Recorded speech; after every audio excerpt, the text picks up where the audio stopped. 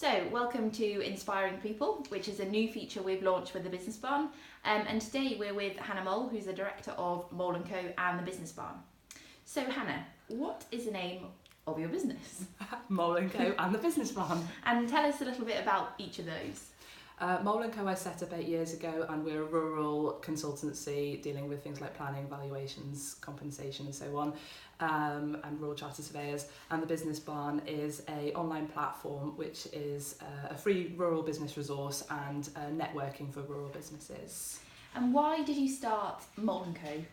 Started Moule & Co because I was working hard for other people and I identified there was a sort of need to do things, or a demand to do things a little bit differently, and I wanted to work for myself and start my own business. And likewise, why did you then start the Business Barn? Because we identified that there was an awful lot of farmers that needed to diversify or wanted to diversify, but there wasn't a sort of single online platform where they could go and find the information from. So we wanted to set that up, and also just as a central hub where all rural businesses can come together and network and do business together.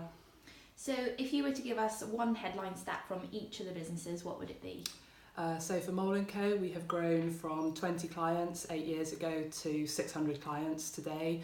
For the Business Barn, we've just sort of achieved a milestone, which is 10,000 people a month coming to the website. Perfect. So moving on to a little bit about yourself as an individual, what motivates you on a bad day? My goals, where I want to get to, and what I want to do. And do you consider yourself successful? No, not yet. No, not yet. But when will you consider yourself as being successful?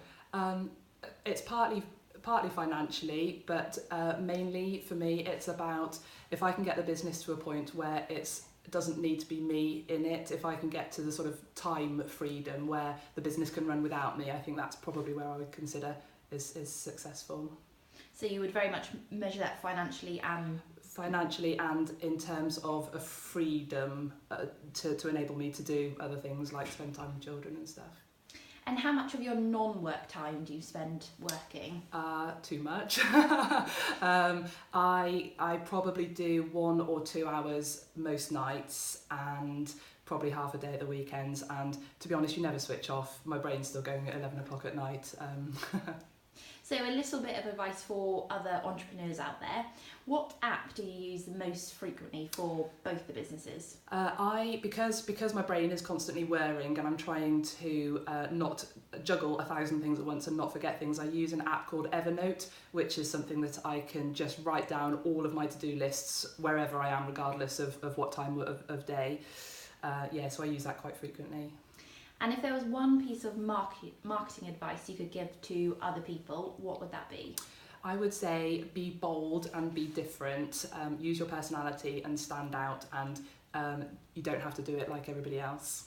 Was a bold move for you going with the pink for Moule & Co? When we first set up, we were green because I felt like we were land agents and we should be green, and it didn't stand out at all. And then as soon as we changed to the pink, everybody loved the branding. And then for a little bit of fun to finish things off, what is the most embarrassing thing that has ever happened to you? There's quite a few.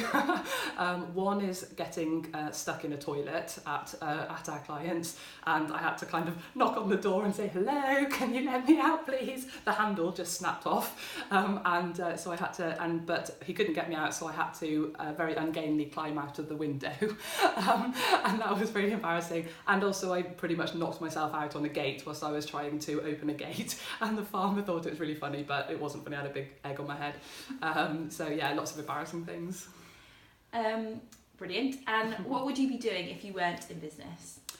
I would almost certainly be within the agricultural sector somewhere, or maybe prison. Okay. And if you could invent something that hasn't been invented, what would that be? Time travel machine. I would love to go and see different points in history. It's really geeky, isn't it? What would be your chosen point in history that you'd go back to? I'd quite like to see what my granddad was up to farming at the turn of the last century. It'd be really interesting. And then finally, tell us one fact about yourself that nobody knows. It's really sad, but I have a pet tortoise called Wellington.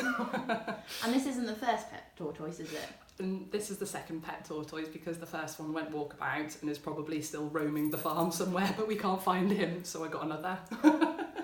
Perfect. So that's a wrap from Hannah Moule, and hopefully we will see you soon.